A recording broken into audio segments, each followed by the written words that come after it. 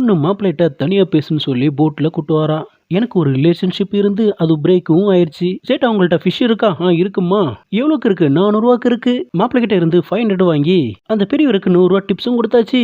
இந்த மீனை நான் வாங்கினதா சொல்லக்கூடாது, பிடிச்சதா சொல்லணும். Okay deal. நீ கையில போட்டிருக்க மோதிரம் சூப்பரா இருக்கு, என்கிட்ட கலத்தி கொடுத்துரு. எல்லாருமே என்கேஜ்மெண்ட் டைம்ல தான் மோதிரம் மாத்துவாங்க. ஆனா நீ எனக்கு பொண்ணு பார்க்க வர டைம்லயே மோதிரம் மாட்டி விட்டுட்ட. எந்த ஒரு பொண்ணுமே விருப்பமே இல்லாம ரிங்கு மாட்டி விட சொல்ல மாட்டா. இவங்களோட முதல் சந்திப்பிலே 2 பேருக்குமே பிடிச்சு போச்சு. ஆக்சுவலா நீ எனக்கு கோல்டு தான் மோதிரம் போட்டிருக்கணும். நீ என்ன பண்ணிருக்க? வெள்ளி மோதிரத்தை போட்டிருக்க. உங்ககிட்ட 3 விஷயம் சொல்றேன், கேட்டுக்கோ.